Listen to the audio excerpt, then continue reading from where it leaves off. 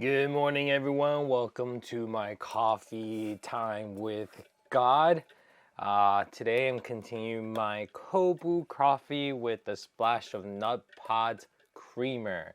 If you're interested in those things. Yesterday I spent one of the most awesome day with my family. It was filled with laughter and crying and a lot of food. One of the biggest revelation for me is to slow down and to see the beauty of New York City. I've been living in New York for a better half of 30 years.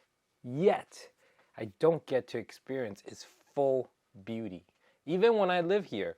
And yesterday, as I was slowing down, I was able to play catch with kids, not my kids. And I realized it brought me back to my youth. And I had a conversation with a youngster about the future. And I realized that I've accumulated a lot of wisdom.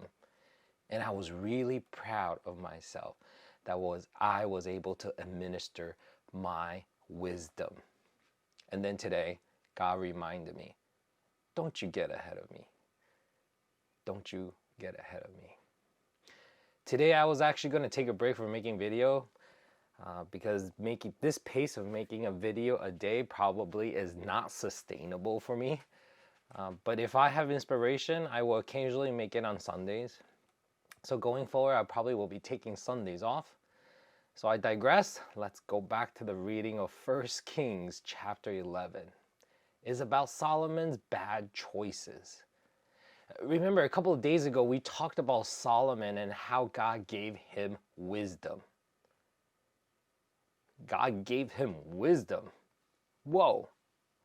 Here, Solomon does a 180 and he starts to make wrong choices, even though he was bestowed by God with wisdom. However, here, as you read Solomon, he starts to make wrong choices. And yet, as he squanders and makes wrong choices, you go on to see that he did evil in the eyes of the Lord. So it got me thinking, if Solomon, who had the blessing of wisdom, still make wrong choices, someone like me will definitely make wrong choices too. However, I realized the one key thing is that we need to be in tune to the Lord and always turn to Him whenever we veer to the left or to the right. And on this Sabbath Sunday, let's stay on this narrow path of looking toward God instead of veering to the left or to the right. So God bless you, and I will see you tomorrow.